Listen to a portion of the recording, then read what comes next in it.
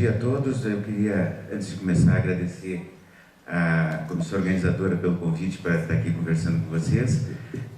E a gente vai tentar fazer uma pequena reflexão sobre redes integradas em saúde e o que a gente pode fazer dentro da APS para melhorar isso, para fazer isso funcionar de uma maneira adequada. E aí eu tentei primeiro pensar no conceito, né? O que a gente quer quando a gente fala de rede integrada em saúde? Qual é o objetivo real de conversar sobre rede integrada em saúde? Na verdade, a atenção primária à saúde, ela deve funcionar de uma maneira a recepcionar toda a população e fazer com que a população se sinta acolhida e acompanhada. Esse é o objetivo básico da história. Tá? Só que, assim, o fato de eu acolher, de eu receber as pessoas, de eu conversar com elas, não me dá a resolutividade plena de todas as situações. Muitas vezes eu vou precisar de recursos outros. Tá? E por muito tempo se discutiu, e esse é o modelo clássico que se trabalha no Brasil, a questão das redes hierarquizadas. Tá? E esse é um modelo tradicional que diz que o nível mais alto da atenção é o nível terciário, do alto custo, da complexidade, mas realmente o complexo não é usar o equipamento, o complexo é o que está na ponta. Então acaba ficando um conceito ruim. E acaba a gente às vezes se perdendo um pouco na questão de aonde que eu vou investir o dinheiro. Porque vamos pensar um pouquinho sobre saúde e vamos pensar um pouquinho sobre dinheiro também. Eu atendo com o custo de um transplante de medula óssea, tá? E estou falando do custo do SUS, tá? Que custa R$40 mil para atender um paciente. Eu atendo uma população inteira, tá? De 15, 20 mil pessoas durante o mês com uma equipe bem estruturada. Então, eu tenho que pensar o que eu estou falando e aonde que eu estou organizando.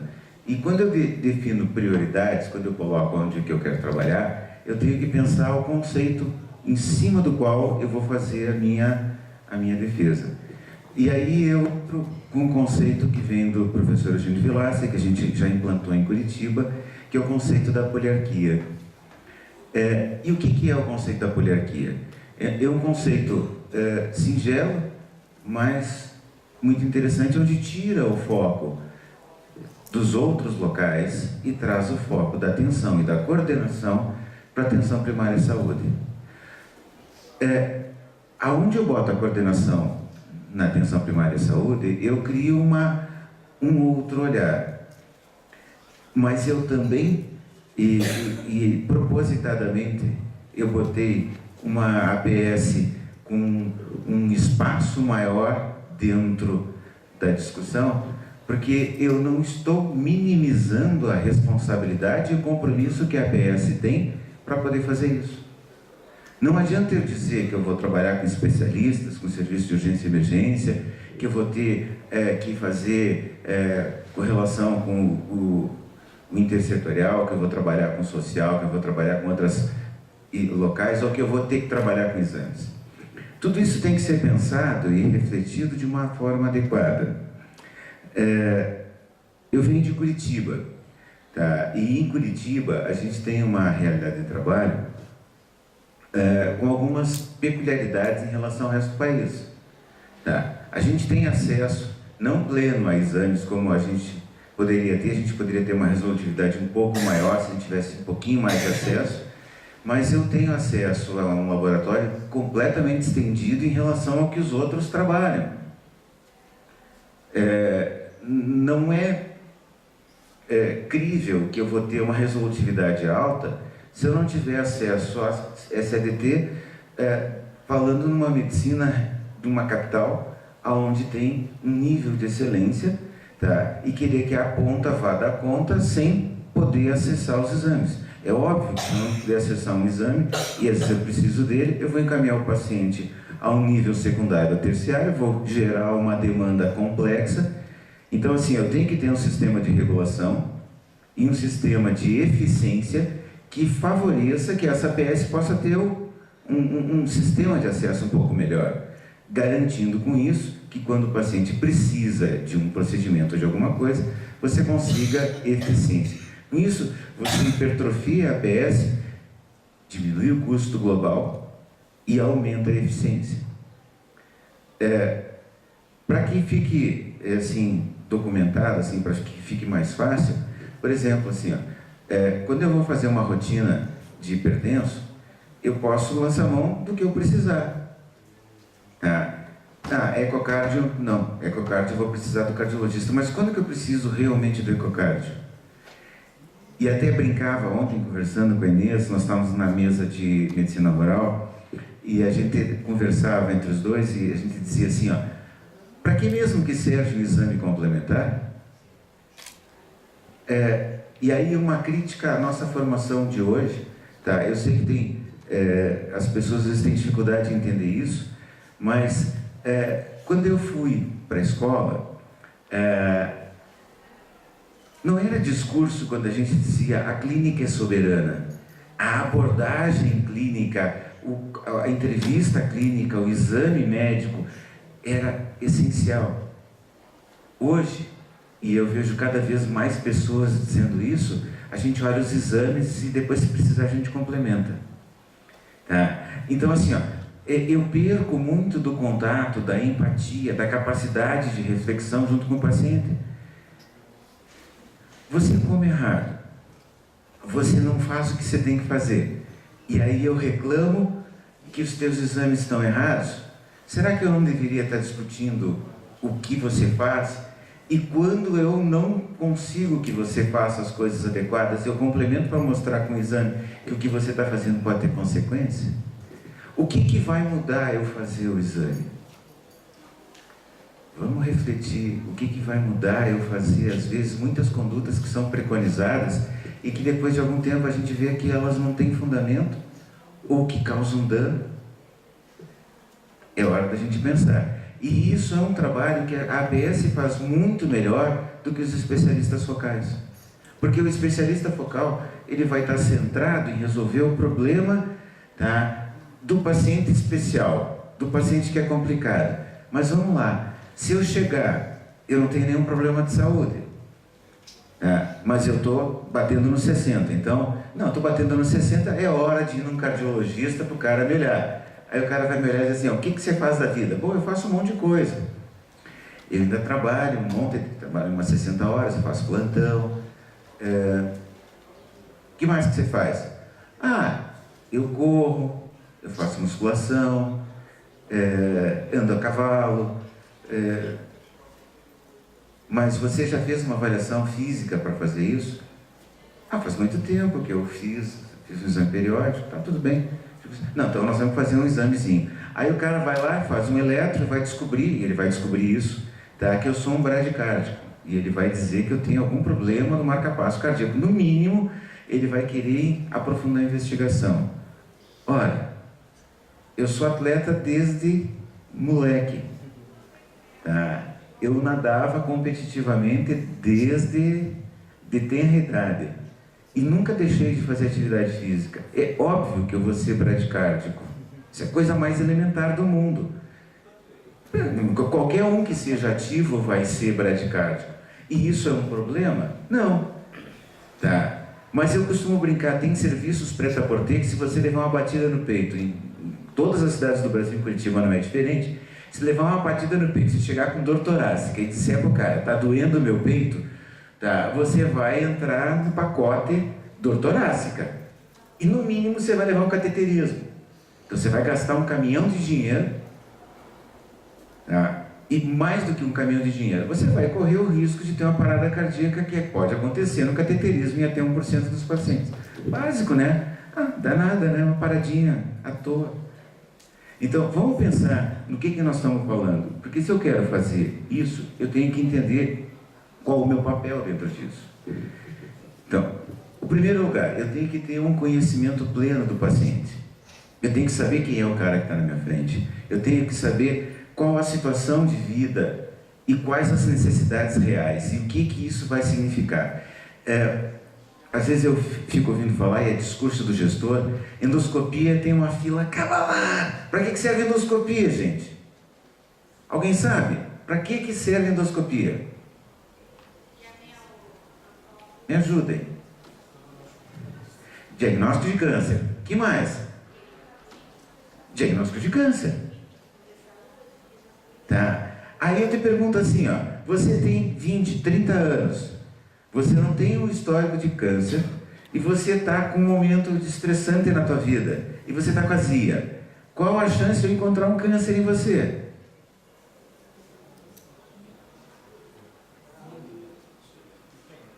Algum de vocês já fez endoscopia? Todos já fizeram? Vamos combinar?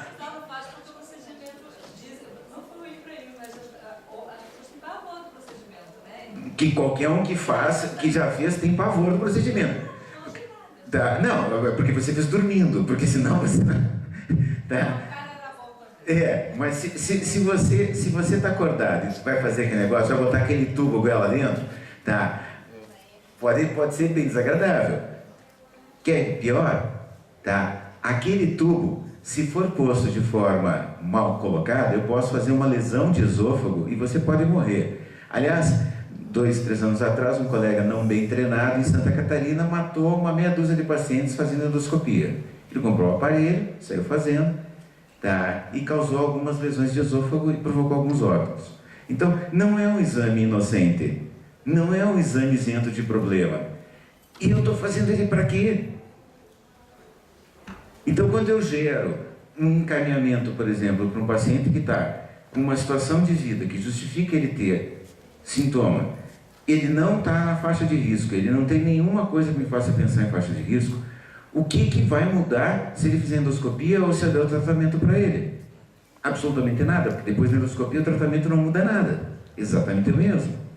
Então, eu tenho que começar a fazer essa reflexão, porque assim, ó, todos os serviços têm filas de endoscopia para fazer.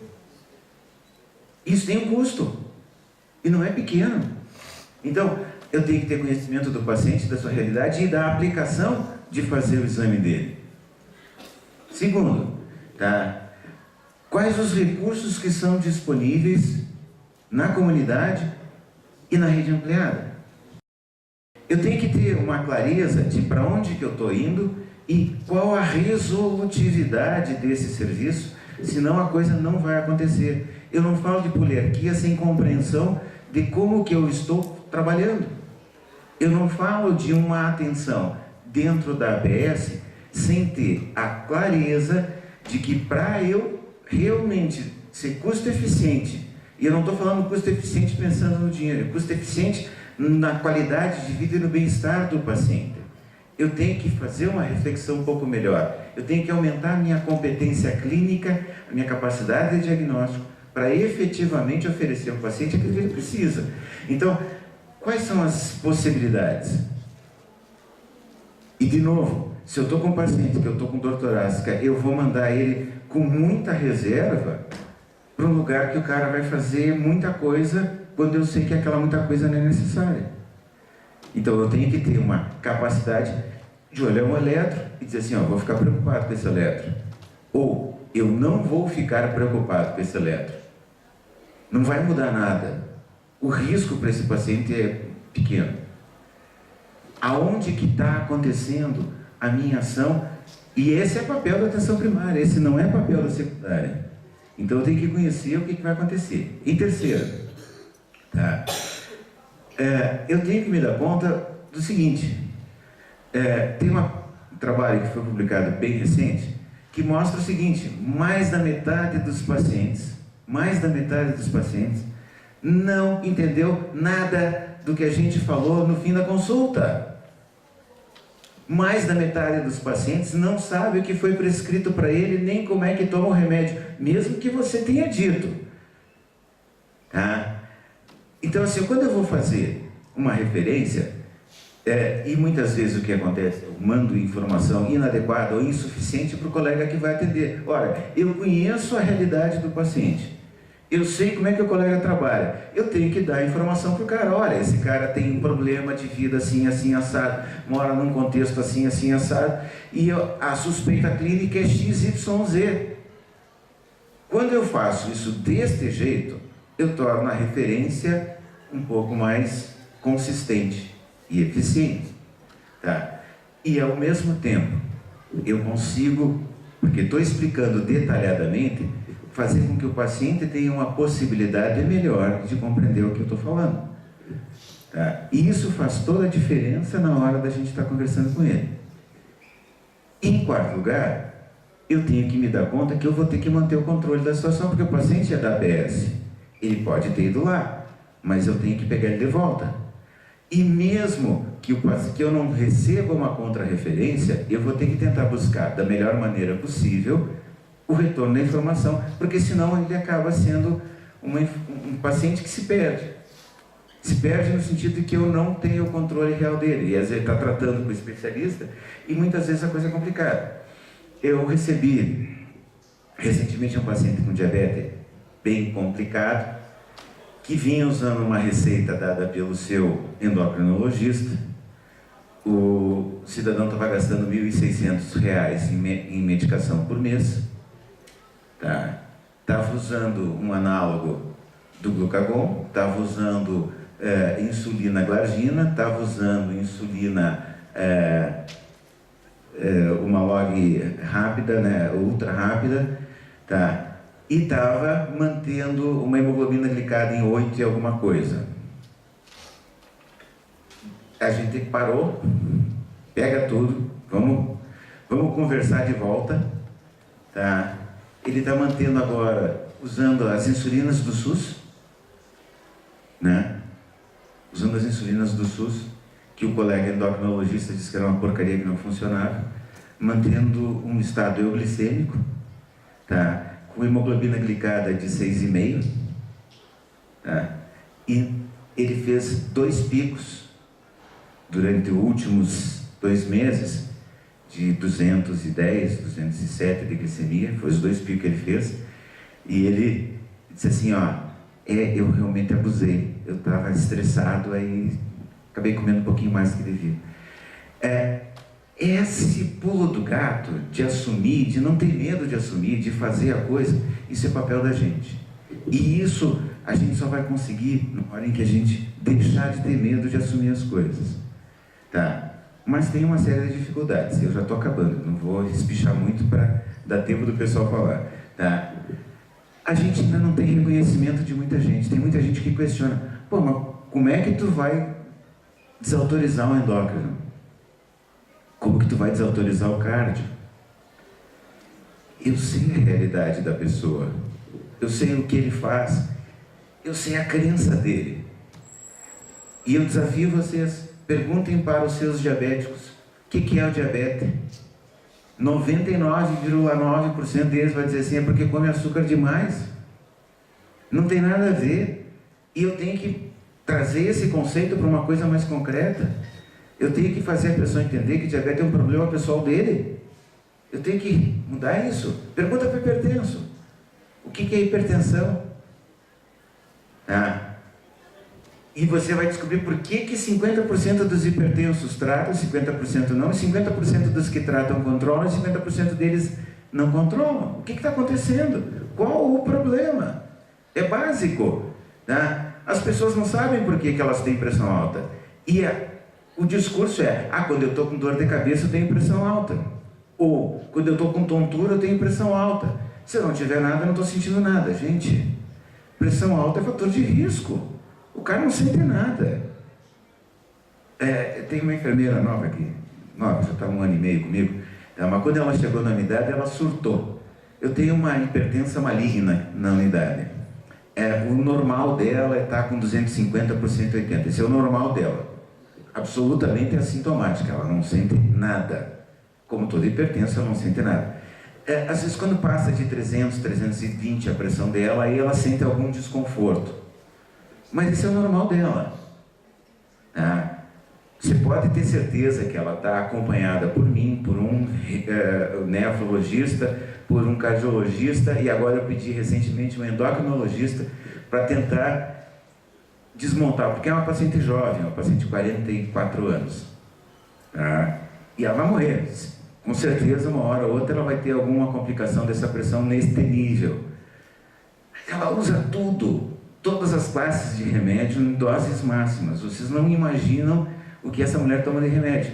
E a pressão dela, tá? Essa semana, assim, cada vez que a enfermeira ia lá e via a pressão daquele jeito, ela dizia assim, ó, emergência, socorro, atende, não sei o que. Calma, calma, calma, calma, calma, devagar com a dor, porque isso só piora a situação. Vamos conversar, vamos olhar, vamos fazer, vamos acompanhar junto. Tá? E hoje ela está completamente relaxada. Tá? Aliás, essa semana ela ficou super contente. Puxa, hoje já estava ótima. Quanto é que estava a pressão dela? 200 por 130, hoje estava ótimo. Tá? Então assim, ó, a gente começa a olhar de um outro jeito, mais ampliado. Então assim, ó, esse reconhecimento de que a gente pode fazer diferença, tu vai conquistar muito devagarinho.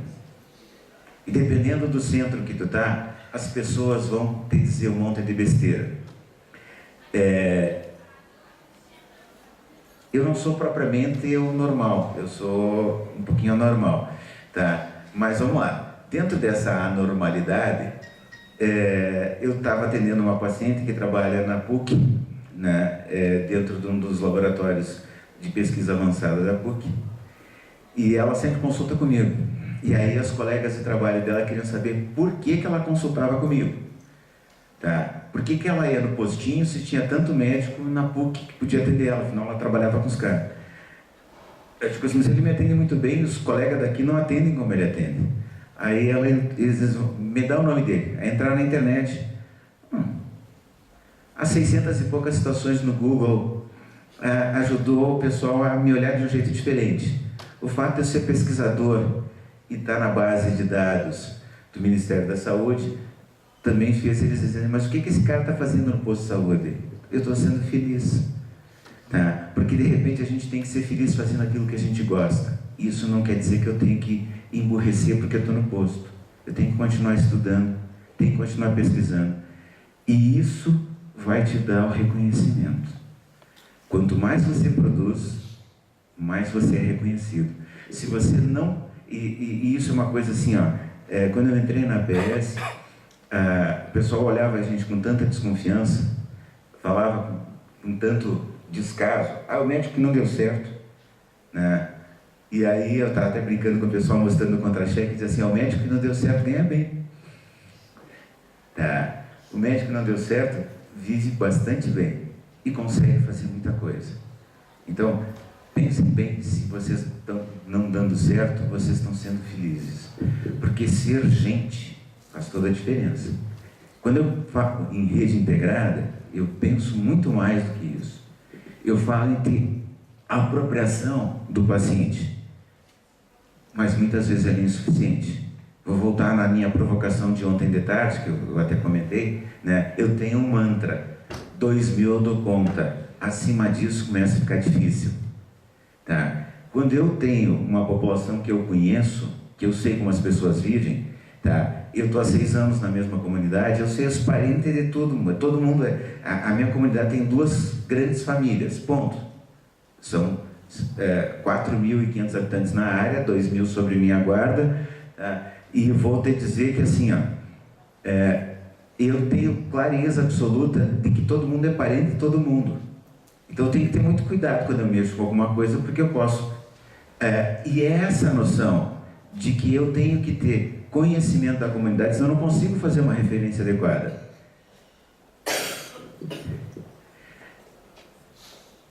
Para muitos de nós, SADT é insatisfatório. A gente não consegue fazer uma avaliação clínica de forma adequada e suficiente para poder encaminhar aquele que realmente precisa. E muitas vezes eu vou estar encaminhando para conseguir acesso a algum exame que eu queria, não pude pedir. Só para citar um exemplo, essa semana passada agora, chegou um casal para consultar fazer pré-natal. E aí eles me perguntaram assim, ó, doutor, está na hora de fazer a ecografia morfofuncional? Aí eu parei, pensei um pouquinho, e aí eu dei a resposta para eles. Assim, ó, para que você quer fazer isso? Para ver o nenê. E o que tu especificamente quer ver no nenê? Ah, é porque se tiver algum problema a gente pode tratar. O que tu acha que existe de tratamento para mim fazer agora no teu neném? Eu faço essa devolutiva, porque tem várias mulheres na plateia. Tá? O que eu posso fazer dentro da barriga? Bela pergunta. Você abortaria se teu neném tivesse algum problema? Eu fiz a pergunta para a paciente. Ela disse, não, de jeito nenhum. Se eu fizer o exame e tiver algum problema, o que vai acontecer contigo até o fim da gravidez? Você vai ficar muito nervosa. Aí o marido chegou e disse assim, ó, eu acho que eu não quero fazer esse exame. Tá? Então assim, ó, no momento em que tu traz a pergunta, porque muitas vezes as pessoas vêm com uma demanda, eu não estou me negando, se o paciente disser eu quero fazer o exame, eu vou fazer. Tá? Eu tenho acesso ao exame, mas a reflexão faz com que o paciente assuma junto comigo a responsabilidade de fazer. E de novo, 2.000 eu dou conta, né? Então eu tenho que ter tempo para fazer isso. Não adianta imaginar que em 5 minutos eu vou fazer isso com o paciente, não tem condição. Tá? Eu tenho que ter tempo de refletir, de conversar, de explorar os sentimentos dele. E finalmente, mas não menos importante, e essa é a última informação que eu vou trazer, a gente tem que reconhecer que falta formação para muitas de nós. Tá? De novo, assim, quanto melhor for a competência clínica da gente, quanto melhor for a nossa capacidade de dar resposta e de resolver o problema das pessoas, melhor vai ser a nossa capacidade de fazer uma referência adequada. Só uma pessoa que é capaz de entender o paciente na complexidade vai poder fazer uma referência de forma adequada. Se eu fizer uma referência tipo Dr. Aual, e tem muitos médicos que dizem que o médico da atenção primária é o Dr. Aual, tá? Que não conseguem entender que a gente está tentando realmente resolver a vida do paciente, o Dr. Aual, esse nunca vai ser respeitado. E a gente tem que mudar isso. Tá? Isso depende da gente se tornar um pouquinho mais competente. Passo a bola. Obrigado pela atenção.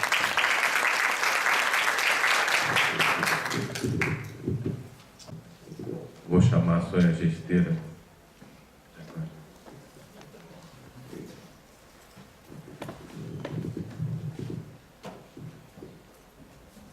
Sônia Gesteira.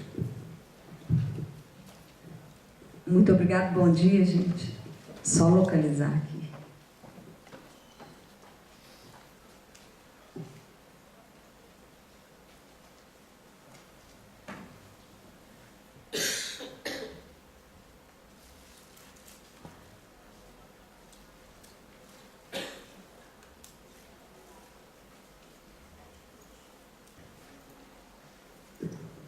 Bom, queria agradecer o convite de estar aqui com vocês. Vou tirar esse óculos para poder enxergar vocês melhor. E dizer que eu vou falar um pouquinho. Foi muito legal porque eu acho que as nossas falas partem de dois lugares diferentes. A minha experiência é como gestora da Secretaria Municipal de Saúde de Belo Horizonte. Tive durante 6 anos na gestão da atenção primária e atualmente eu estou na gestão da rede especializada, com o objetivo, no caso, de tentar aproximar essas duas redes. Então eu acho que foi muito, muito legal mesmo, porque eu acho que o Hamilton concentrou especificamente no que é responsabilidade do profissional da atenção primária, né? A responsabilidade de uma atenção primária de qualidade de verdade. E eu acho que essa proposta de trabalhar em rede, independente da forma que o Ministério vem propondo, né? Por exemplo, rede cegonha, rede psicossocial, rede de atenção à pessoa com deficiência, em todas essas redes, o papel da atenção primária é absolutamente fundamental, porque todo mundo mora em algum lugar, né, vive naquele território e é dali que ele parte para qualquer outro lugar e ele vai retornar para ali. Então, quem faz esse cuidado é quem está na atenção primária, quem deve fazer esse cuidado é quem está na atenção primária. Então, e aí eu vou colocar um pouco da visão do gestor, né? Para que a PS tenha legitimidade, ela tem que conseguir ser resolutiva. Vou falar um pouco repetir o que o Hamilton falou, se você não tem capacidade de acesso a meios diagnósticos, se você não tem acesso a terapêutica, dificilmente, e se o seu serviço realmente é a porta de entrada, dificilmente você vai ser respeitado. Vou dar um exemplo concreto. Em Belo Horizonte, para que você tenha acesso à cirurgia eletiva em ginecologia, quem faz o cadastro da solicitação é o centro de saúde. Se essa cirurgia não é realizada, sempre, isso eu tive experiência com o porteiro do meu prédio, ele reclamava o tempo todo, aquele centro de saúde não vale nada, eu não consigo a cirurgia. Então, assim, a culpa é da onde que partiu, é da onde que é a porta de entrada. Então, a APS, o gestor aí, a gente tem que conseguir com que essa rede seja realmente integral para que a APS seja legitimada frente à sociedade, né? E ela deve estar inserida nessa rede de verdade ordenar, porque se ela fica em paralelo e quando eu preciso de alguma coisa, por exemplo, eu só faço promoção, prevenção e controle, vamos dizer assim, e quando a pessoa adoece, ela vai para uma UPA, não tem, eu acho que permanece a falta de legitimidade. Quando eu preciso, eu vou para outro lugar, por que isso aqui tem valor, né? Eu acho que tem questões que nos ajudam na questão do valor da atenção primária, e uma delas é essa questão, a maior parte absoluta das coisas que são das necessidades dos usuários, elas podem ser resolvidas ali, na atenção primária mesmo, né? A maioria dos diagnósticos, a maioria do acompanhamento necessário, ele é resolvido ali, somente uma pequena parte vai ser encaminhada para outros níveis do sistema, se a APS for de qualidade. Então isso favorece que você tenha a legitimidade, tenha a coordenação dos seus casos, você possa cuidar desses pacientes. Mas tem uma outra questão que tem uma tendência a aumentar a necessidade do uso dos outros níveis, à medida que a gente tem um predomínio de pessoas com doenças crônicas, com multipatologias, né? E que vão precisar desse acesso a outros níveis do sistema. Isso nos dificulta a coordenação dos nossos pacientes, né?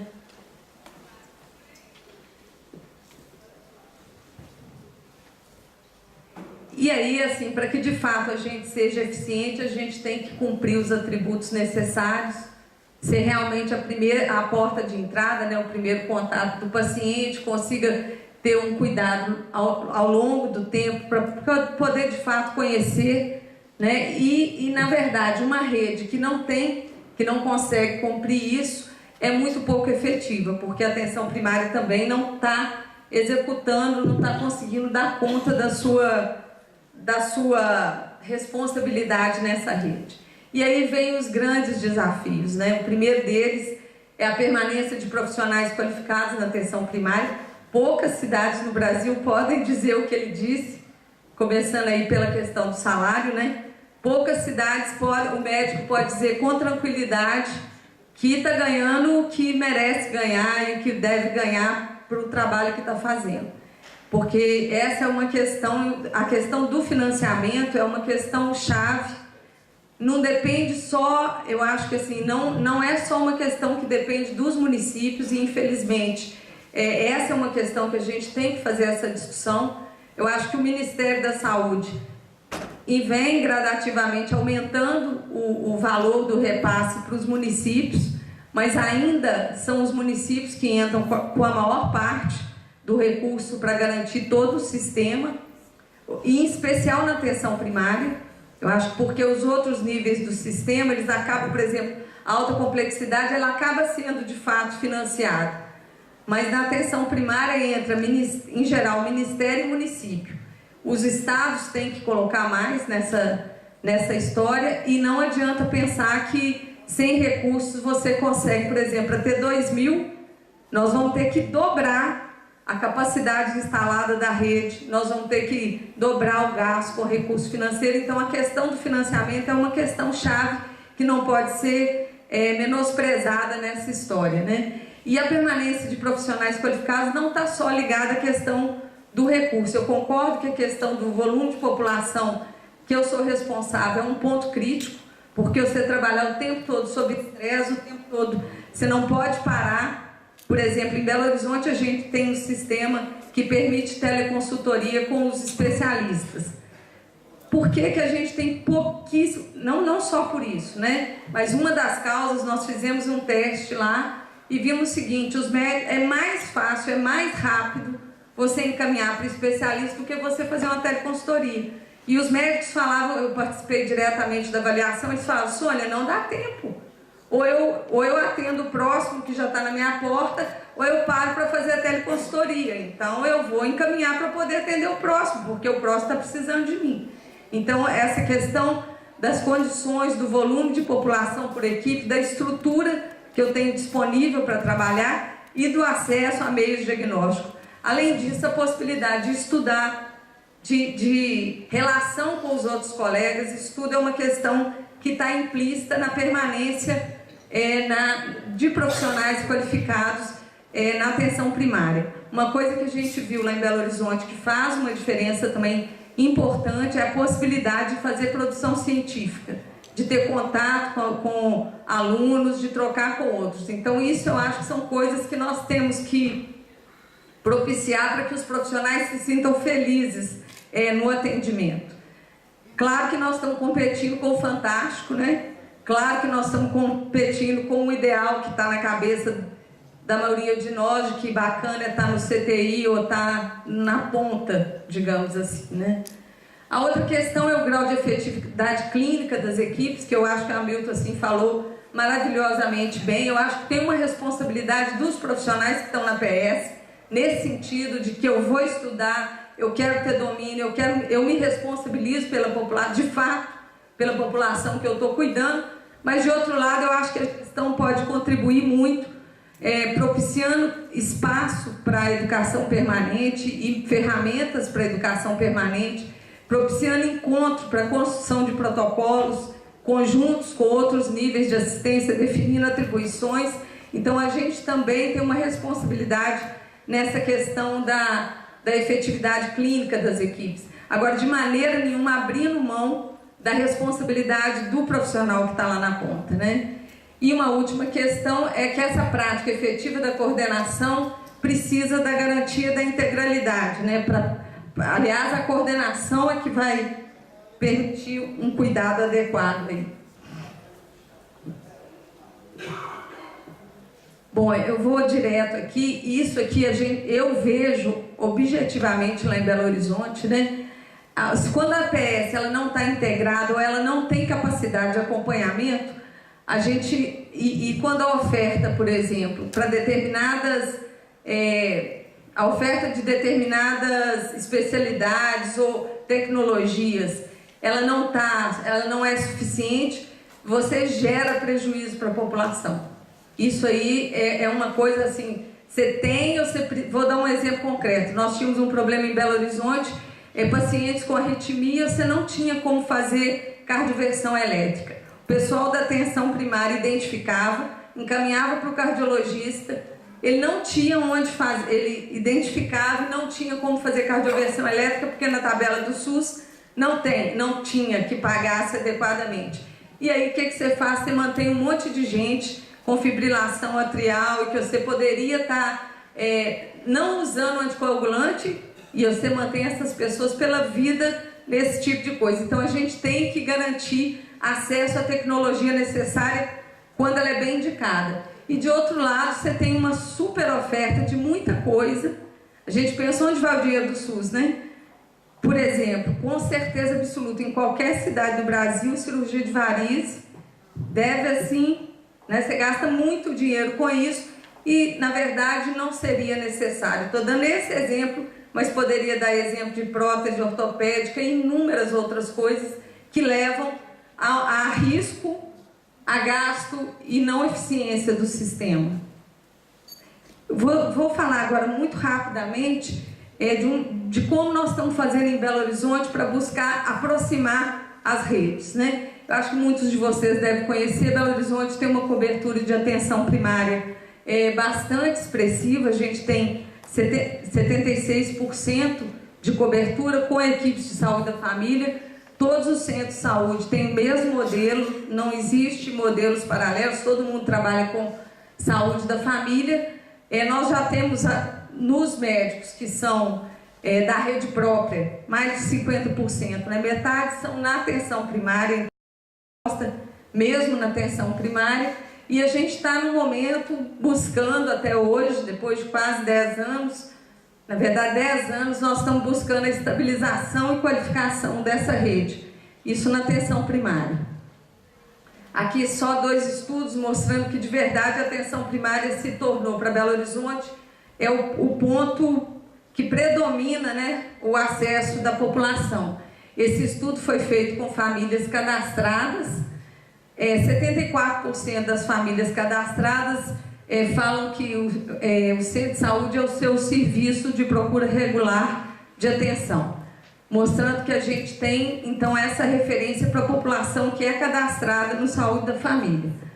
E esse aqui é recentemente publicado, foi o mês passado, um inquérito de saúde com toda a população de Belo Horizonte, onde que a gente, ali são pessoas que tiveram que utilizar nas últimas 2 semanas o serviço de saúde. 16% de toda a população que procurou o serviço de saúde nas últimas 2 semanas. 57% procurou por causa de prevenção ou exame de rotina ou necessidade de rotina, que é super bom, né? Não estavam doentes, foram procurar por causa de prevenção. 89% dessas pessoas foram atendidas na sua primeira busca.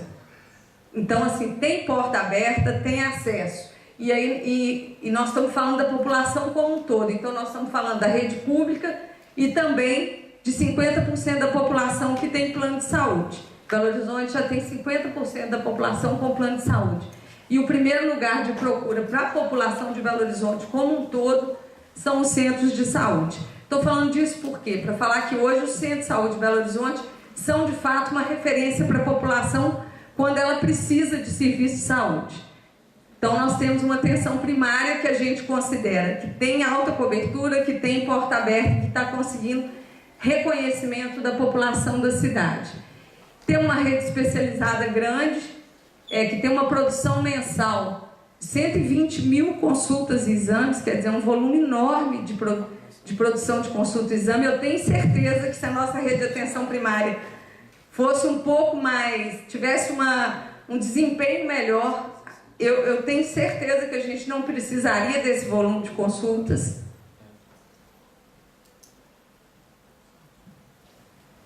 Nós temos uma rede de urgência que já está territorializada, uma unidade de urgência para cada distrito da cidade, e essa unidade se relaciona com as unidades de atenção primária. Todas as portas de entrada são públicas, né? Tem aqueles mecanismos de integração, e na rede hospitalar também a gente tem a central, aqui tem a central de internação, então todo o acesso ao leito público vai pela central de internação, assim como para as consultas especializadas vai via central de marcação de consulta, só entra na atenção primária. O que a gente está fazendo para integrar essa rede, né? Nós estamos tentando territorializar as unidades, né? Porque a maioria absoluta acho que o Rio tem isso também, os antigos PANs do INAMPS, né? Eu acho que quase o Brasil todo, das grandes cidades, deve ter tido isso. São aquelas unidades grandes, unidades ambulatoriais. Nós temos buscado distribuir na cidade as referências, territorializando e fazendo com que essas unidades compreendam o modelo e sejam um apoio para a atenção primária, trabalhando com que ferramentas? Com prontuário único, com sistema de regulação do acesso aos outros níveis do sistema e com transporte sanitário. A primeira questão que a gente viu é que os especialistas tinham noção do que era atenção primária. Não porque eles não quisessem, é porque nunca foi discutido isso com eles na Belo Horizonte. Então nós fizemos uma discussão, temos buscado isso, uma discussão profunda com esses especialistas para que eles compreendam qual é a ideia da atenção primária, qual a vantagem para eles mesmos se eles contarem com uma atenção primária de qualidade e definindo de alguma maneira a missão dessas unidades especializadas na rede fazendo com que eles entendam o que está sendo proposto. É isso que a gente tem discutido com os especialistas. Eles têm que... Eles não tinham a menor noção, gente. Você falava em coordenação, assim... Eles falavam assim, por exemplo, mas o paciente é meu. O urologista, por exemplo, está acompanhando a possibilidade de um câncer de próstata. Mas não vou devolver não, porque eu que estou cuidando dele, ele é meu paciente. Se você não discute, não mostra o outro lado, que tem um outro médico lá, que tem uma outra equipe com muito mais possibilidade, dificilmente você vai ter contra-referência, dificilmente você vai ter possibilidade de conversa entre esses dois pontos do sistema. Em relação às outras redes, né, por exemplo, a rede de reabilitação, nós temos feito elas também são territorializadas, o pessoal dos NASFs, eles têm formação conjunta com o pessoal dos centros de referência, dos CREABs. Então, por exemplo, na questão de fornecimento de cadeira de roda, como é que você adapta uma cadeira de roda e tal? O pessoal dos NASFs trabalhou junto com o pessoal dos CREABs para acertar o passo. Como é que você trabalha com pacientes que precisam de uso de sonda nasogástrica em casa? O pessoal está trabalhando junto também. Então, a formação dessas duas redes, ela é feita em conjunto, define-se a atribuição dessas redes e sistematicamente nós temos um encontro mensal de equipes. Então, o CREAB, que é responsável por 2 territórios de Belo Horizonte, ele se reúne com a equipe do NASF para você ir aproximando essas redes e tornar mais fácil essa relação. Na rede de reabilitação, na rede de odontologia, isso tem sido muito interessante e lá vai gradativamente diminuindo atrito e aproximando. Não é a mesma coisa com a rede de atenção médica, é um pouco mais difícil, né? Então, na rede de atenção médica, a gente está territorializando os centros de especialidade médica, especialmente naquelas 7 especialidades ali. Eles já estão territorializados, já estão trabalhando só com determinados centros de saúde. Então, por exemplo, na região do Barreiro, nós temos uma equipe de cardiologia, dermato e tal, que trabalha com as 80 equipes de saúde da família daquela região. Isso possibilita conhecimento entre especialistas, isso possibilita discussão de caso, aproxima de fato. Tem vantagem? Tem muitas, mas tem desvantagem também. Igualzinho na atenção primária, você consegue ter equipes nas regiões centrais da cidade, equipe de especialistas, no centro da cidade, mas nas regiões mais distantes, a gente tem dificuldade de estabilizar essas equipes de especialistas. Então, por exemplo, o tempo de espera para cardiologia na beirada da cidade é muito maior do que no centro. Aí você tem que fazer o jogo o tempo todo, começa a demorar lá, você joga para cá e também você vai quebrando esse vínculo que a gente esperava entre equipes. Os médicos da atenção especializada participam da formação e da qualificação e da discussão com os profissionais da atenção primária.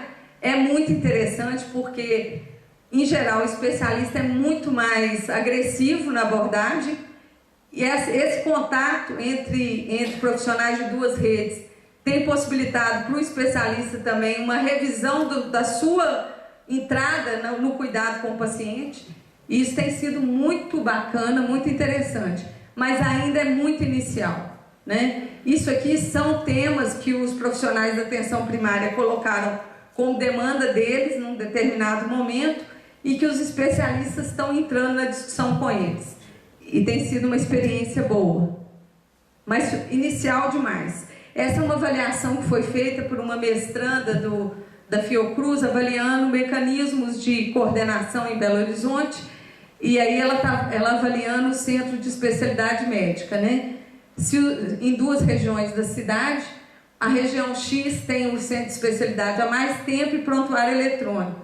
A região Y, o centro de especialidade é mais novo e recentemente implantou o prontuário eletrônico na atenção especializada.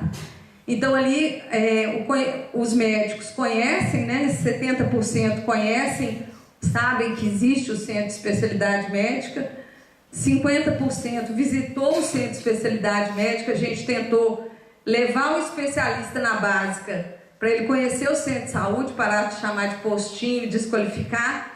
Do mesmo jeito, trazer o médico da básica para o centro de especialidade para que ele conhecesse, para fazer essa aproximação diferente entre as duas regiões. E ali a pergunta se melhorou o contato entre o cardiologista e o médico da básica. Existe um melhor contato onde já tem mais tempo no centro de especialidade médica. Mas olha essa frase do cardiologista. O cardiologista vira e fala assim: com a criação de 100, o controle de doença é maior e para o paciente também é inquestionável a mudança. Ele sabe quem é o seu médico de referência. No caso, ele cardiologista, né? Então você faz coisas com uma intenção, ela vira outra. Você tem que tomar muito cuidado. E aí a avaliação do prontuário eletrônico, onde a gente vê... tinha uma pergunta que eu não coloquei, se os médicos da atenção primária recebiam contra-referência. Só 8% recebiam.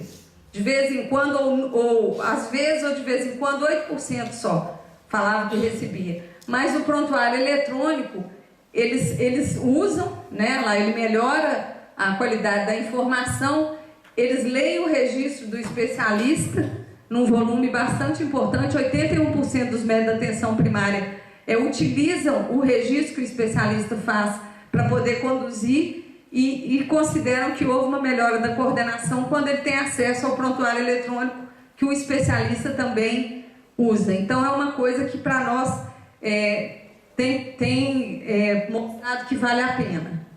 Ainda tem que melhorar muito, mas vale a pena, né? Outra coisa que a gente faz, a gente tem instrumentos de regulação assistencial, consulta especializada, toda é cadastrada no sistema, tem critério de prioridade, tem possibilidade do médico da básica, por exemplo, se eu tenho um caso, uma endoscopia digestiva, que eu estou julgando que aquele paciente precisa andar mais rápido, eu tenho um mecanismo de faça a descrição do caso clínico, essa descrição é lida pelo médico da central de regulação, o médico da central de regulação avalia se concorda, marca a consulta mais rapidamente, o exame, se não concorda, ele retorna para o médico da básica falando do porquê que ele não concorda e perguntando se tem mais algum dado clínico. Isso possibilita o médico da básica ter acesso quando ele julga que realmente ele precisa. Aqui é um pouquinho, foi bem em cima dos exemplos, né? Ali a endoscopia digestiva com a fila miserável de 6 mil e tantas pessoas. Então, ali é um pouquinho que nos permite quando você tem um sistema de regulação. Vocês aqui é a oferta mensal de consulta e exame especializado, a demanda mensal, falei tanto que...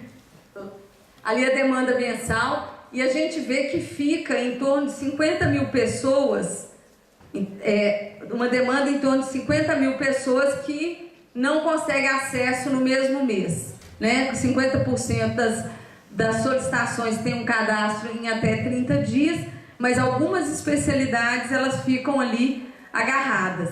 E aí entra exatamente na questão que você colocou. Por exemplo, na urologia, a gente vê o que é que fica na urologia. 9 mil pessoas na fila da urologia.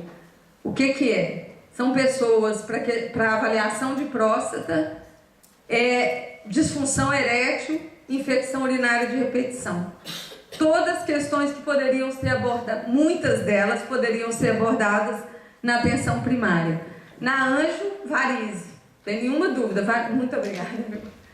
Obrigadão.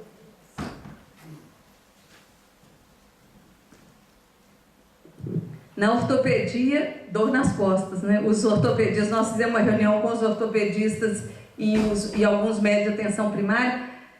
Todo mundo acha que o ortopedista é o bicho, né? Assim, não é médico e tal. Aí quando nós fizemos a reunião foi muito interessante, porque um ortopedista mais velho virou e falou assim: oh meu Deus, será que as pessoas não entendem que é o peso da vida que dói nas costas? Nós ficamos assim, oh meu Deus. Aí foi muito interessante, porque também os médicos da básica colocam a pressão que eles vivem, porque o paciente volta, e volta, e volta. Na angiologia, a mesma coisa. Os médicos falavam assim, não, mas tem hora que a gente não aguenta, enquanto você não encaminha, e ele volta e vê que eu falei a mesma coisa que o especialista, aí ele tranquiliza. Então, mas pouca gente tem tanta segurança, né, Hamilton? Como sua experiência, eu acho que é uma outra coisa. Nossa rede ainda é muito jovem, tem 50% que estão estabilizados, estão lá, tem uma opção clara pela atenção primária, mas os outros 50% das 500 e tantas equipes meio que rodam, e são profissionais mais novos, nem temos muita coisa para andar aí. Esse tipo de regulação nos permite fazer abordagem específica. Então, por exemplo, na angiologia, nós fizemos um trabalho muito intenso, colocando os angiologistas na discussão com os médicos de família, discussão direta, tirar dúvida, protocolo construído junto, e a gente vê que nós lá vamos devagarinho, reduzindo o volume de encaminhamentos para a angiologia. Na endoscopia digestiva, por acaso foi um outro exemplo, abrimos o acesso para a medicação também, que era muito restrito, discussão conjunta de caso, o pessoal do programa de educação continuada fez um boletim específico, mostrando evidência, quando você usa, para todos os médicos da atenção primária, mas ainda assim não está resolvido o problema não, está lá e uso excessivo, inadequado. Bom, quais são os grandes desafios, na minha opinião, em relação a você ter uma coordenação adequada e essa rede trabalhando melhor? Na atenção primária, a estabilidade das equipes, né? Porque todo dia começar de novo é muito difícil. A questão da qualidade da atenção é um ponto-chave. O volume de população por equipe, com esse volume de população é difícil você ter controle e qualidade. E integralidade da atenção na APS, uma abordagem ampla, né? Que você garanta atendimento ao caso agudo e também ao crônico, e integração dentro da APS mesmo, com o pessoal da saúde mental que a gente tem na atenção primária, com o pessoal do NASF.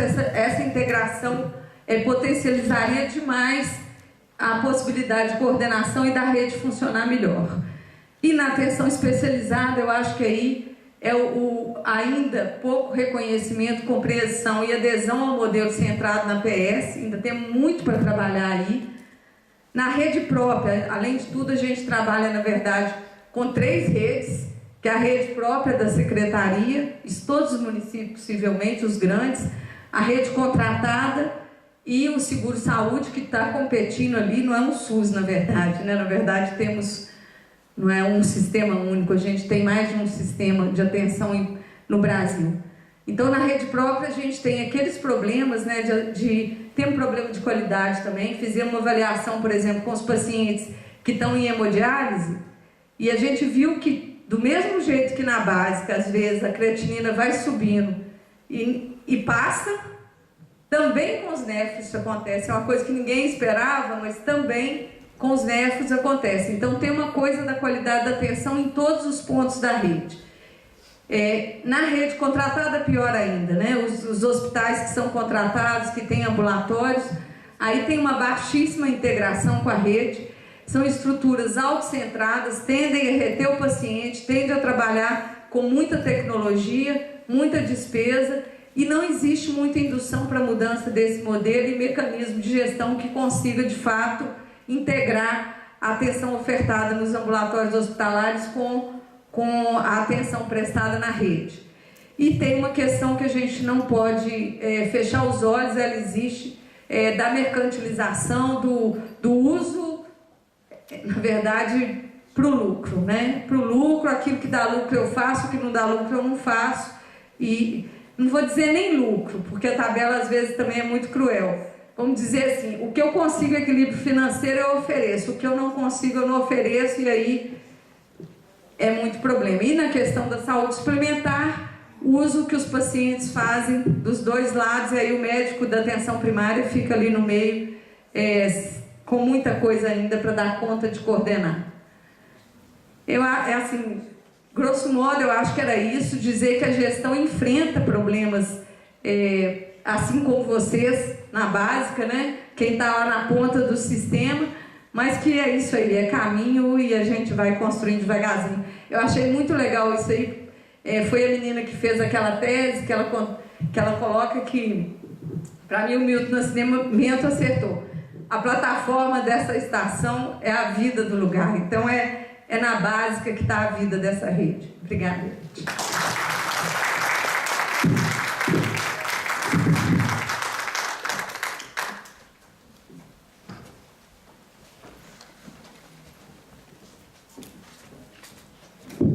A gente agradece a Sônia e vamos chamar o Hugo, mas só um momentinho, deixa eu comentar um pouco essa coisa do Hamilton ter falado sobre as dificuldades do profissional na base e depois a Sônia mostrar essa questão da integração da rede, né, da rede com as possibilidades que a gente na gestão pode fazer e o trabalho bonito e brilhante que está sendo feito em Belo Horizonte foi muito interessante, né? O Hugo tem uma experiência da AP31, que é das áreas de planejamento do Rio de Janeiro. O Rio de Janeiro é dividido em 10 áreas de planejamento, né? E a AP31 é uma área de 850 mil habitantes. É 850 mil, não é? Oi? 850 mil, quer dizer, é uma área maior do que muitos municípios e quer dizer, então tem uma experiência bastante interessante da integração da rede. O Hugo já está chegando e ele vai agora falar da AP31, da experiência dele na AP31.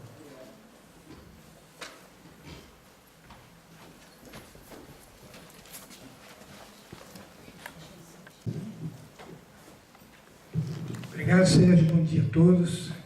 Bom, primeiro quero agradecer o convite. Eu acho que tem uma certa ousadia no convite para a minha participação nessa discussão, até porque eu diria que assim, a experiência de APS para mim é alguma coisa. Eu sou neófito na área, né? Eu tenho toda uma carreira construída no campo da gestão, mas na área da reforma psiquiátrica, na atenção em saúde mental, na qual eu militei durante quase todo um exercício profissional de uma vida. E essa experiência mais recente, e eu queria fazer alguns comentários, eu corri que eu aproveitei para fazer um xixizinho rápido. Eu acho bastante interessante poder refletir um pouco essa experiência. Obviamente, eu não tenho a profundidade da reflexão que o Hamilton trouxe, e certamente o que a gente pode olhar aqui no momento do Rio de Janeiro é muito incipiente em relação à exposição da Sônia da rede de Belo Horizonte, mas vale a pena observar alguns aspectos, até porque assim, é importante a gente pensar a situação do Rio de Janeiro. Certamente já foi discutida bastante aqui, o mérito todo cabe nesse processo de transformação, o Daniel, o Luiz Felipe, o Zé Carlos, a equipe toda que está lá. A gente pegou um pedaço da cidade do Rio de Janeiro, que é um pedaço da Zona Norte, que é a área que tem uma maior concentração de favelas, onde tem o Complexo do Alemão, o Complexo da Maré, assim, uma estrutura extremamente arcaica de serviço de saúde. E só relembrando que o Rio de Janeiro é aquele caso que absolutamente, perdulariamente, sempre gastou muito recurso na atenção hospitalar, né? Assim, sempre, o Rio de Janeiro tem uma rede hospitalar muito grande, que se funcionasse como deveria ser, se tivesse pelo menos um tempo médio de permanência em seus leitos públicos, certamente a gente teria que fechar leito, porque tem um excesso de oferta em relação à necessidade. E, no entanto, isso é de fato o que o Temporão dizia, uma esfinge a ser decifrada. Quer dizer, conseguir dar conta da situação do Rio de Janeiro é extremamente difícil. E a gente veio de uma gestão em que se tinha a ideia de que a voz corrente é de que o modelo de saúde da família era um modelo para outro tipo de cidade que não daria certo no universo metropolitano. Eu escutei isso, eu era coordenador de saúde mental, escutei isso durante anos, uma cantilena que via do prefeito ao secretário de saúde, os seus assessores diretos, e a gente tinha em torno de 3% de cobertura. O que eu acho que é interessante poder falar aqui é que hoje, nessa passagem, esse salto para 30%, né, certamente tem aqui uma porção de desafios e uma porção de situações a serem enfrentadas. Só para situar a P31, a qual eu me reporto, essa experiência de gestão, ela é dessa área da cidade do Rio de Janeiro, que envolve a Ilha do Governador, envolve um pedaço da Zona Norte dos bairros que vão do Jardim América até Manguinhos. Em relação a essa composição dessa área, nós estamos falando do universo de 900 mil pessoas, né, na qual a gente tem grandes complexos que chamam de conglomerados urbanos subnormais, que é um eufemismo horroroso para falar das favelas, e que, assim, com essa realidade, né, a gente tem essa composição na qual as áreas de mais baixo IDH são as áreas de mais alta densidade populacional e um pouco da experiência que foi interferir nessa área. O que eu quero dizer é que, assim, nessa discussão da APS, certamente o desafio maior é conseguir, de fato, dar conta do manejo ou do controle de todo o processo da assistência a partir da atenção primária. Eu vou dar um exemplo bastante interessante que eu vivi há 10 dias atrás. Eu estava numa unidade em frente à praia de Opsinão de Ramos, acho que todo mundo conhece, ouviu falar, quando chega um grupo de pessoas revoltadas querendo quebrar a unidade, assim, com uma situação específica que tinha acontecido com relação a uma gestante local. Tratava-se de uma gestante psicótica que tinha tido um surto durante a gestação, tinha inclusive sido atendida num CAPS, na área suportada num CAPS, e foi acompanhada no Hospital Federal de Bom Sucesso.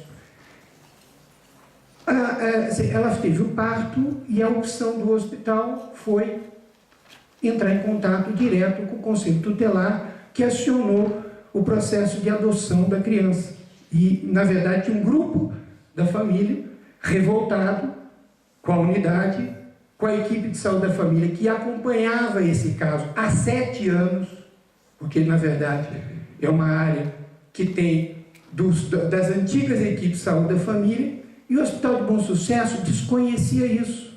Quando fomos conversar com eles, não, mas nós fizemos o que tinha que fazer, fizemos contato com o Conselho Tutelar. Não passava pela cabeça deles que tinha uma equipe, que tinha psicólogo, que tinha psiquiatra que conhecia, que acompanhava o caso, que a saída para essa mulher, para essa família, era justamente a chegada dessa criança, era fundamental do ponto de vista clínico. Mas isso é absolutamente desconsiderado, porque a distância entre o universo da especialidade e o universo da ponta é tamanho. Que, na verdade, não passa pela cabeça que esse tipo de perspectiva possa ser levado em consideração. Então, assim, na verdade, todo o nosso esforço vem sendo de fazer ampliar... de fazer esse comentário. A gente trabalha com 3 subsistemas, o que a gente chama de Leopoldina Norte, Leopoldina Sul e a Ilha do Governador. Então a gente fez essa expansão nessas áreas. Na verdade, a nossa perspectiva é, de fato, estar caminhando na perspectiva dessa propaganda do posto Ipiranga, que eu acho que é um pouco essa ideia de que assim, a gente possa de fato fazer uma comunicação clara para o cidadão de que a necessidade de saúde que ele tem, ele vai buscar, não é no posto Ipiranga, mas no centro de saúde, enfim, que ele tenha de fato todas as possibilidades a partir dali. O nosso modelo concorrente na cidade do Rio de Janeiro, pelo menos nessa área, não são propriamente os planos de saúde, porque a gente tem aí em torno de 30% de pessoas que têm acesso a... Opa, obrigado. Obrigado, Sérgio. 30% de pessoas que estão incorporadas aos planos de saúde, mas na verdade o grande modelo concorrente é o modelo das UPAs, é o modelo do pronto atendimento, o modelo do deixa que eu chuto, que segue sendo, na verdade, um grande paradoxo, porque na nossa área, quando a gente fala dessa estrutura, a gente fala uma estrutura que convive com as UPAs como esse modelo concorrente. Nosso salto, eu vou passar mais rápido aqui, Leopoldina Sul, Ilha do Governador, como é que a gente chegou. Hoje, a gente caminhou para 53% de cobertura na área, uma área que, da cidade do Rio de Janeiro, tinha uma situação singular, porque 21% de cobertura não corresponde à realidade da cidade. Na verdade, a gente tinha, por conta do Complexo do Alemão, do Complexo da Maré, a gente tinha uma concentração grande de equipes de saúde da família nessa área, mas sempre todas em estruturas muito precárias e de baixa integração. Temos algumas observações aqui, assim, de certa forma coincide o desenho do baixo IDH com a alta densidade populacional. Não vou me deter. Um pouco como é que a gente vem evoluindo com alguns indicadores, como a mortalidade infantil, como é que isso vem dando. Então, assim, na verdade, o nosso desafio foi poder trabalhar com uma rede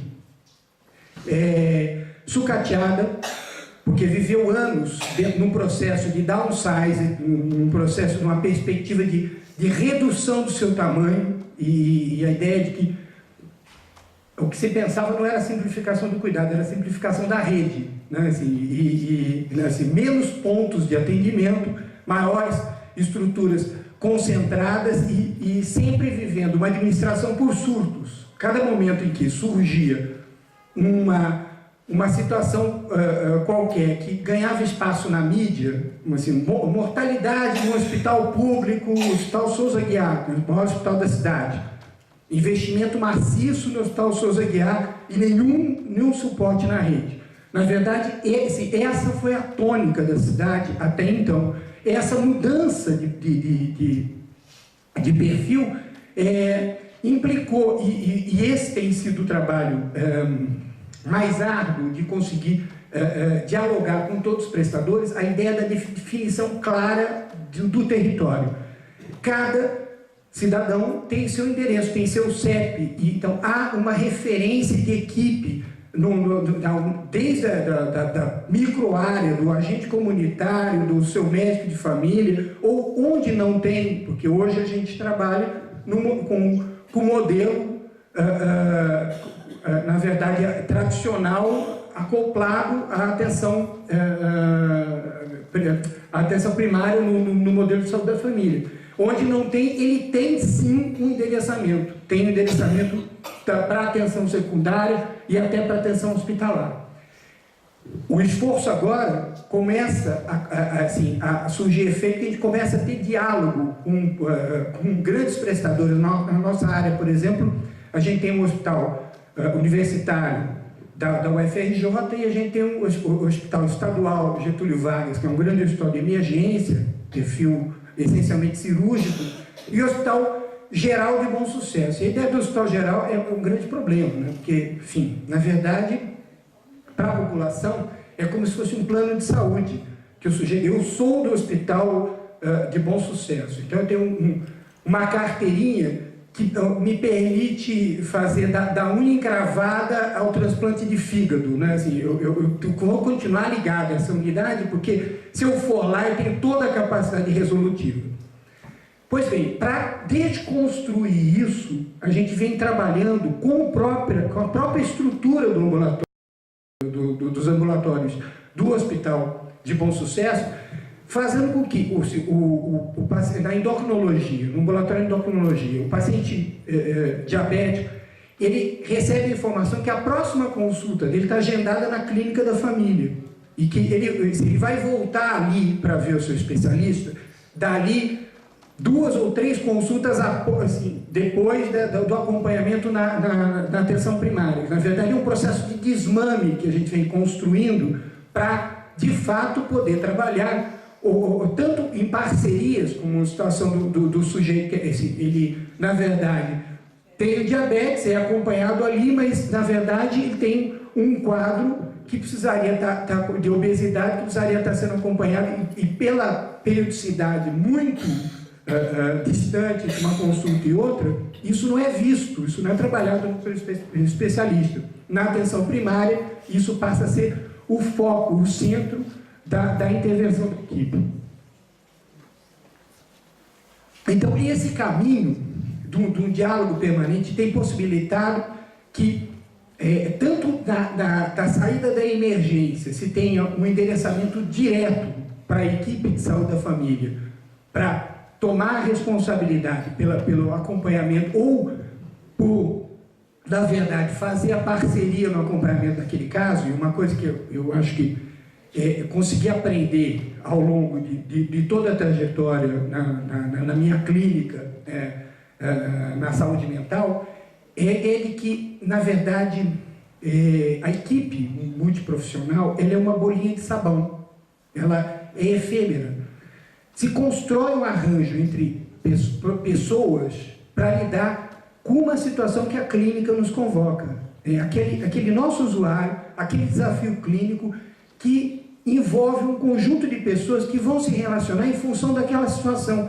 Quando essa situação, de certa forma, se desfizer, ou de alguma forma for estabelecido um contexto normal, essa bolinha se desfaz, vão se construir outras equipes, outras possibilidades. Então, poder trabalhar, de fato, com atenção hospitalar, com atenção especializada, no acompanhamento do paciente grave, no pós-alto hospitalar, dentro da comunidade, mesmo tendo pouco treinamento, poucos recursos, assim, baixo agenciamento para isso, tem sido uma experiência interessante, porque tem rendido frutos onde essa conversa entre os níveis de assistência se faz com maior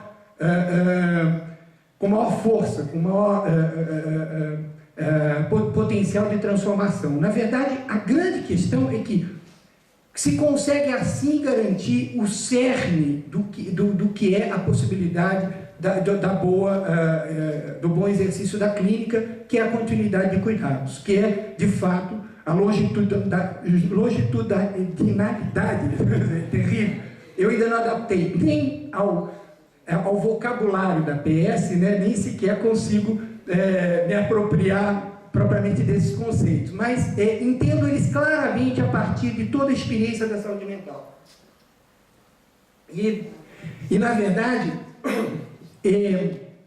o grande mote é poder trabalhar esse diálogo entendendo que há um conjunto de possibilidades que a gente entende que deve investir, e aí o lugar da gestão é poder prover tecnologicamente essas equipes de recursos para dar conta da assistência. Quando a gente começa a discutir a grande fila, e aí eu vou mostrar alguns dados aqui rápido, a gente assumiu em 2 meses ou 3 meses, assumiu o controle do CISREG, da marcação das consultas e exames especializados. Estava em torno de 300 e tantos mil solicitações para 5 médicos reguladores. Obviamente, aquilo era coisa para dar errado, assim, certamente não tinha chance alguma, né? Assim, a possibilidade agora de abrir torna viável que a gente utilize os recursos existentes, mas não, em forma alguma, não garante que a gente vai estar trabalhando com a boa qualidade. Assim, eu mesmo pego situações do médico da atenção primária, da clínica da família, pedindo uma consulta com um pneumologista, assim, para um caso que ele aponta como de pneumonia pneumocócica, sem nenhum dado clínico. Não tem um raio-x, não tem um hemograma. Quer dizer, é evidente que essa consulta, o pneumologista vai pedir o raio-x, o hemograma, isso é uma consulta inútil, absolutamente inútil. Esse retorno para o médico, esse diálogo que nós temos que qualificar essa solicitação, ele é o exercício nosso. Eu sei que eu estou falando para vocês, para Curitiba, para Belo Horizonte, para vocês que têm todo um grupo de profissionais aqui que tem uma experiência nessa área há muitos anos. Eu estou falando uma obviedade, mas assim, esse é o retrato da desorganização do Rio de Janeiro. É esse abacaxi que nós estamos descascando nesse momento. Então, poder pensar que eu preciso eliminar a fila de consultas ou de solicitações para oftalmologia envolve duas coisas. Quer dizer, de um lado, definir melhor o protocolo disso. Segundo, o Rio de Janeiro sempre se pautou, a MAC do Rio de Janeiro sempre estruturou as possibilidades de exames e de consultas especializadas a partir da oferta. Então, é o prestador que diz, consulta de oftalmologia do olho direito, consulta de oftalmologia, mas não catarata. Tem 10, 12 referências de oftalmologia, sempre com algum traço de exclusão, sempre um processo absolutamente restritivo. Agora está o momento da gente sentar, discutir e poder dizer para eles, olha só, o que a gente quer comprar não é isso, do prestador privado, principalmente da atenção, que a atenção hospitalar do Rio de Janeiro é essencialmente pública, mas, na verdade, os POAs foram construídos a partir de um desenho da oferta. O Hospital Universitário é um exemplo claro disso. Enfim, não sei por que eu lembro para você, mas enfim. Não tem nada com isso. Certamente não expressa essa realidade. Mas esse é o grande esforço de fato poder construir rede a partir da necessidade que se tem. E a outra coisa é poder eliminar e de certa forma, empoderar a APS e eliminar uma série de situações que são dirigidas à atenção hospitalar, atenção especializada, que a gente poderia resolver. Por exemplo, um aparelhinho de autorrefração elimina dessa fila de oftalmologia sem número de casos, de situações, de consultas com oftalmologista que podem ser absolutamente resolvidas a partir da atenção primária. Então, esse tipo de cuidado, esse tipo de perspectiva, a gente vem buscando. Então, nas unidades, o esforço grande, de um lado, de desenhar uma carteira de trabalhos compreensível. Quer dizer, eu preciso, na verdade, que a estrutura de hospitalar, ao dar alta de um sujeito, entenda assim, qual o grau de complexidade, ou qual o grau de estruturação das unidades que a gente tem, porque tem unidades muito precárias. Algumas unidades ainda funcionam naqueles CIEPs, aquelas escolas dentro do Complexo da Maré, eram várias, eliminamos várias, trocando por unidades mais estruturadas, mas eu ainda tenho unidade que, para fazer coleta de sangue, essa coleta tem que se dar das 6h30 até as 7 horas, ou até 7 e pouco, porque é a hora que estão chegando as equipes, porque as equipes, uma unidade, por exemplo, tem 5 equipes de saúde da família e 4 consultórios, e apenas um consultório, uma sala de procedimentos, que é a sala que dá suporte para todos, que é a sala de coleta de sangue. Então, a coleta tem que se dar antes desse processo.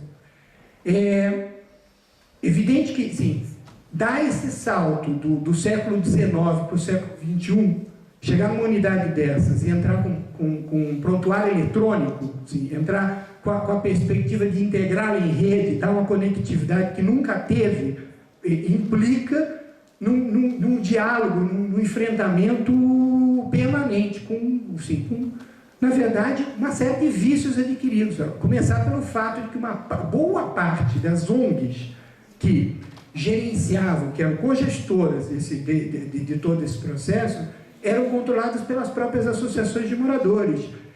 Associações de moradores que tinham lá, né, assim, um grau de organização política muito precária. Então, assim, na verdade, um grupo que dominava de forma muito clara esse processo.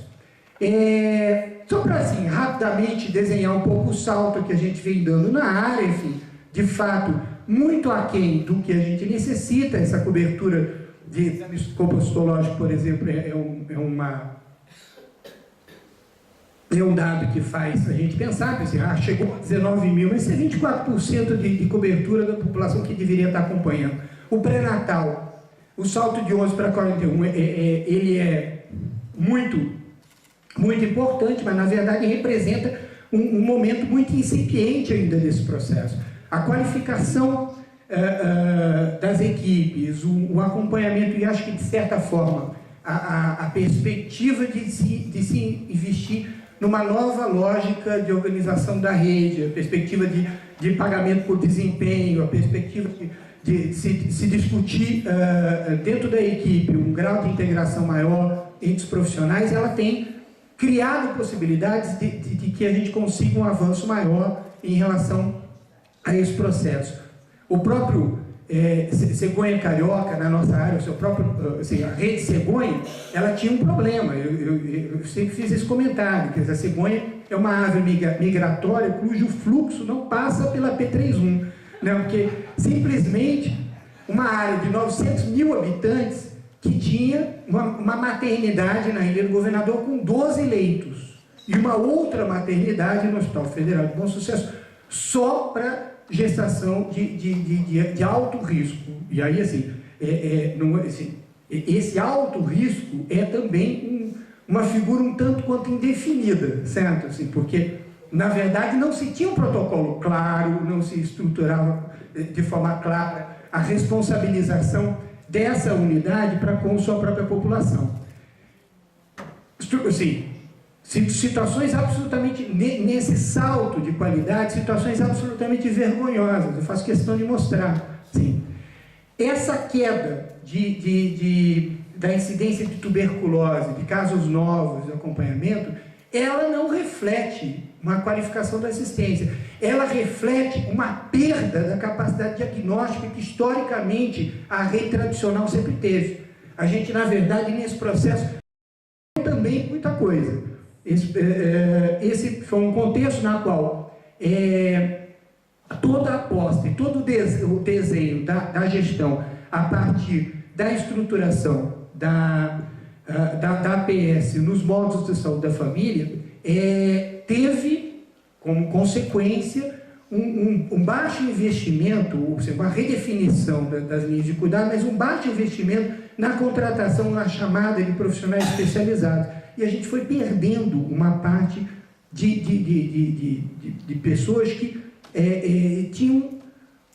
tomavam para si, assim, com a faca nos dentes, assim, o cuidado da vigilância epidemiológica, o cuidado do programa da tuberculose, que cá para nós, o Rio de Janeiro sempre foi muito ruim, certo? Assim, também não é assim, também não era lá essas coisas, mas piorou bastante. E esse é um efeito complicado desse processo, mas a gente já entende que o ponto de inflexão nós já ultrapassamos, a gente já está conseguindo retomar um grau de articulação das equipes e o investimento para a qualificação disso. O investimento da formação, ele implica também no investimento de comunicação com a população. A entrada de 20 residentes nas equipes de saúde da família, nas nossas unidades, implica numa compreensão desse processo, num diálogo desse processo com a população. Porque também é muito comum você ter situações de que você tem queixa na ouvidoria, ou vem diretamente a CADAS, algumas vezes até a mim mesmo, pessoalmente, questionar que os médicos ficam de conversinha no consultório.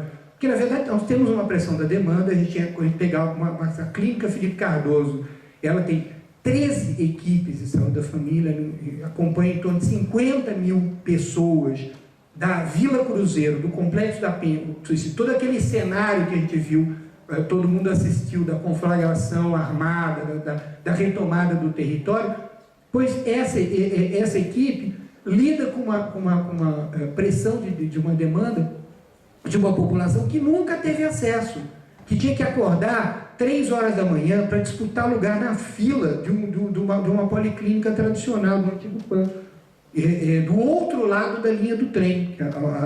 A área ela é quebrada por dois grandes acidentes não naturais, a linha do trem e a Avenida Brasil. Na verdade, sim, e que configuram territórios absolutamente distintos. Essa experiência de oferecer na porta da Vila Cruzeiro uma estrutura no porte que é a clínica da família Felipe Cardoso, gerou uma pressão de demanda que hoje ela é estruturada a partir do trabalho do médico residente. Quando entraram os médicos residentes, a gente começou a vivenciar uma série de conflitos absolutamente impensáveis. Por exemplo, um preceptor para cada 2 médicos, um médico em cada equipe. A gente tinha uma estrutura, estava contando com uma estrutura robusta para o atendimento, mas, no entanto, a pressão da demanda gerou um ruído tremendo, que a gente precisou, de certa forma, cuidar disso. Um pouco desse desenho, a gente chama de carteirômetro, um quadro que a gente tem da carteira de serviço, a análise de o que a gente oferece, né, em cada serviço. Quando ele começou a ser avaliado, esse vermelhinho era o nosso cenário. Hoje nós terminamos 2011 nesse modelo. Só para mais ou menos desenhar, assim, como é que assim, o que são esses itens do carteirômetro, né? Assim, a unidade poder fazer coisas básicas, acabar com polo de asma. Tinha polo de asma, polo de insulina, né? Assim, e uma dificuldade, o diabético precisava entrar numa fila para conseguir consulta no polo de insulina, porque só o endocrinologista, só o polo de insulina dispensava a insulina. Na verdade, situações básicas da assistência no Rio de Janeiro tinha uma lenda urbana de que isso tinha que se dar por um controle absoluto da atenção especializada. Obviamente, a gente tem desafios. Apresentei aqui fiz questão de colocar a questão da desintoxicação alcoólica, que na verdade é um peso nas minhas costas, que fui 15 anos coordenador de saúde mental do município. O desenho que a gente vem avançando consideravelmente no investimento da rede, como é que a gente distribui essas áreas de acompanhamento com os nossos NASFs na área, o desenho das policlínicas. Eu não quero me deter nesses aspectos que eu acho que são um pouco relevantes. Do CISREG vale a pena dizer isso, quer dizer, 2011, o desenho de 2011, das 84 mil solicitações da nossa área, de moradores da nossa área, no sistema, metade foi atendida. Está aí, longe de qualquer consideração da pertinência disso. Certamente, esses 46 mil seriam um número muito menor se a gente tivesse um grau de organização. Só para pegar um pouco o desenho da fila de espera, né, assim, ser um recorte de janeiro a setembro, não é muito diferente do que a gente imagina que seja a realidade de todos os municípios. Mas a gente conseguiu dar alguns saltos. As clínicas da família dispõem de alguns recursos, assim, dentre elas, recursos de imagem, né, essa é a oferta, aumento da oferta de ultrassonografia, de raio-x que a gente apresentou. A nossa área conta com 3 grandes laboratórios próprios, que a gente conseguiu organizar e avançar na desmontagem, primeiro do sistema de cotas, né? Então, assim, há de fato uma grave dificuldade de conseguir organizar a coleta numa velocidade razoável, que a gente consiga compor com a logística do acompanhamento do laboratório. Essa área, que é a área da Leopoldina Sul, que era atendida por um hospital, né, um hospital pediátrico especializado em cirurgia do lábio leporino, em cirurgia plástica. Na verdade, um hospital que não tem o menor perfil de uma unidade municipal, né? Seria talvez um hospital regional, de maneira nenhuma ter um serviço desse na rede hospitalar, mas a rede hospitalar do Rio de Janeiro é desenhada segundo o processo histórico da passagem da capital para o estado da Guanabara, da montagem, da fusão do estado da Guanabara com o estado do Rio de Janeiro. Não tem nenhuma racionalidade com relação a distribuição dos serviços. Ela, assim, é um processo histórico que se deu em função de uma série de injunções políticas locais da época e que nunca conseguiu avançar. Acho que talvez o processo de municipalização de algumas unidades federais, as maternidades, os PANs, foi desenhado de forma um pouco mais organizada, e das unidades psiquiátricas, mas a gente teve um surto megalomaníaco da prefeitura na década passada de assumir grandes hospitais com estrutura de ambulatório especializado em tratamento de câncer, que levou a secretaria à falência e levou àquele colapso que todo mundo acompanhou no processo de intervenção no SUS do Rio de Janeiro. Um pouco do desenho dos exames laboratoriais, a gente está investindo nesse momento, você está entrando um contrato de compra de serviço para a gente está trabalhando com a meta de 5 dias para resposta eletrônica nas próprias unidades, as unidades próprias. Nós vamos continuar com 2 na nossa área. A gente já está trabalhando com essa meta, não chegamos ainda a 5 dias, está em 7, 10, um dos laboratórios consegue dar em 10 e outro em 7, mas a gente vai chegar a 5, porque na verdade é a nossa perspectiva de sustentar os serviços próprios. Na área eu acho que talvez a nossa área é uma área que tem uma característica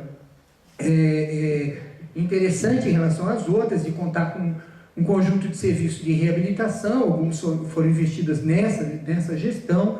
A gente vem desenhando uma lógica, tanto para o acompanhamento da criança com problemas de desenvolvimento, que são os núcleos de atenção interdisciplinar. Nós temos 2 na área, como as estruturas de reabilitação para adultos.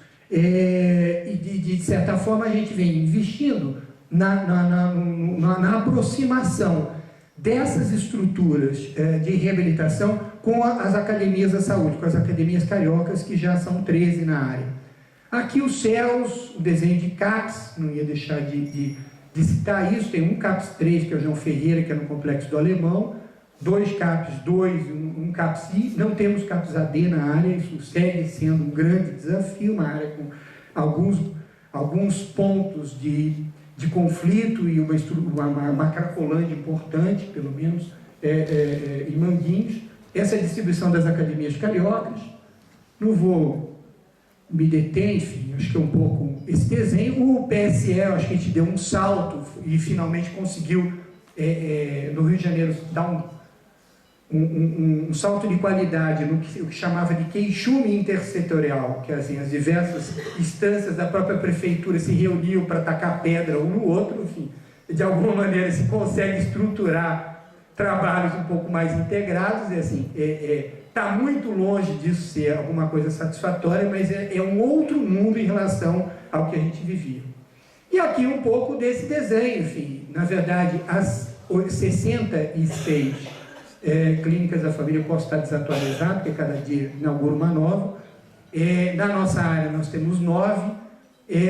Elas representaram, na verdade, um salto tecnológico considerável. Então, esse desenho são fotos de instalações, vocês não veem gente, porque isso aqui é tudo tirado antes da inauguração. Mas um mundo de recursos, na verdade, uma área com uma população carente importante, mas com um universo de recursos extremamente importante. Uma área que o investimento do governo federal na estruturação do espaço urbano, no plano de aceleração do crescimento, tanto em Manguinhos quanto do Alemão, do Complexo do Alemão, é absolutamente considerável. Quem vai ao Complexo do Alemão hoje e percebe o acesso a 6 morros absolutamente distintos, através do teleférico, assim, visualiza como hoje é possível caminhão de coleta de lixo caminhar por dentro da estrutura da favela por vias transitáveis, embora o lixo siga sendo um grave desafio, siga sendo um problema, embora esses recursos todos impliquem num esforço muito grande da cidade, de fato, conseguir entrar por esses espaços, ou que a gente consiga, de fato, ocupar de novo pelo Estado colapso do complexo da Maré, das favelas da Maré, que hoje ainda é uma área de conflitos, hoje ainda, em algumas unidades, é necessário auscultar a situação no entorno dos conflitos urbanos, grupos armados, volta e meia, se enfrentam para a gente poder, de fato, ter acesso. Mas, sem dúvida nenhuma, é um mundo de recursos que agora começa a se integrar. Enfim, apesar das contradições, apesar de um número considerável de UPAs, que eu chamo a atenção de que, de fato, essas 5 UPAs na área são modelos de desorganização da própria assistência. De certa forma, a gente tem no Complexo do Alemão uma estrutura grande, que é a Clínica da Família Zilda Arte, com 12 equipes de saúde da família, super bem estruturada, um CAPS-AD e uma UPA. E aí, assim, o pedido de medicalização é feito pelo usuário para a sua equipe, o médico não concorda, que na verdade aponta que aquilo, assim, precisa ser trabalhado num outro caminho. O que ele vai fazer? Ele vai subir e vai à UPA e consegue pegar o que ele quiser, porque na verdade acaba sendo atendido por um profissional que está absolutamente desconectado. É um esforço grande conseguir, e veja, é como se fosse um shopping, uma estrutura enorme, assim, elas são absolutamente interligadas, mas não conseguem falar a mesma língua. É um esforço grande de conseguir estabelecer esse diálogo, é um enfrentamento diário de inúmeras situações de conflito. Mas, certamente, hoje, o salto de qualidade que a gente deu possibilita que o Rio de Janeiro possa entrar nessa conversa, possa, assim, de fato, sair das páginas dos maus exemplos em relação à sua estrutura de saúde e possa entrar no debate de dispensar a qualidade do SUS. Eu acho que, assim, o mais importante nesse processo, eu acho que eu um dia percebi, lendo uma frase do Bernard Shaw, que ele dizia o seguinte: tem uma porção de pessoas que se dedicam a pensar a realidade, então elas se perguntam por quê. Eu prefiro pensar o desafio, a ousadia, e a minha pergunta é: por que não? Eu acho que esse deve ser um pouco o mote nosso na PS, o mote nosso no SUS. Obrigado.